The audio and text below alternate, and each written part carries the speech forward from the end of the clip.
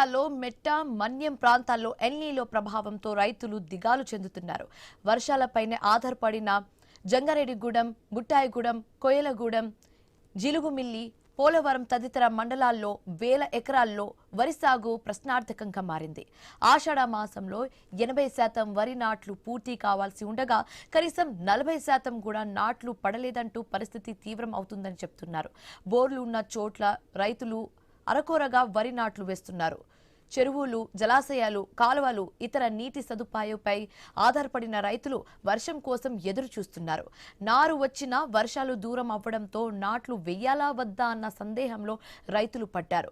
జంగారెడ్డిగూడెం మండలంలో వర్షాలు లేక నారుమడులు ఎండిపోతున్నట్లు రైతులు వాపోతున్నారు.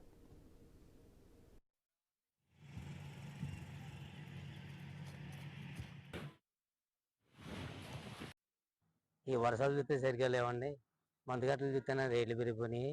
ప్రాజెక్ట్ వాటర్ ఏదో ఉందో కొంచెం వేస్తున్నామండి. అది మామూలుతో 2 నెలలు, నెల 15 రోజులు రావచ్చండి. అక్కడి నుంచి రాబోవచ్చు. ఏ వేస్తున్నామండి, పంట ఏంటో తెలియదండి. వర్షాలు చూస్తే లేవు. ఏం చేయాలో అర్థం కావట్లేదండి సార్. లేట్ అయిందండి. ఇప్పుడు ఈ పాటికి మాకు అయిపోయానండి. ఇప్పటి వరకు ఎందుకండి, ఆషాఢం నెల స్టార్ట్ అయ్యేటప్పటికి ఆషాఢం 15 రోజులు 20 రోజులు జరిగేటప్పటికి అయిపోయాను. అటువంటిది ఏదైనా వర్షాలు లేవు కదండి. ఏదో అలా చేస్తున్నాం అలా.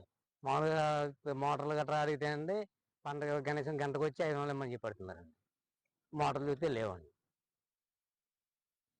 6 ఎకరాలు చేస్తాండి. అది వానలు లేక వెనకైపోయినాయండి. తలకూర ఒకండి వెనకైపోయింది. మరి ప్రాజెక్టులో నేను ఎన్ని రోజులు వస్తాయో తెలియదు.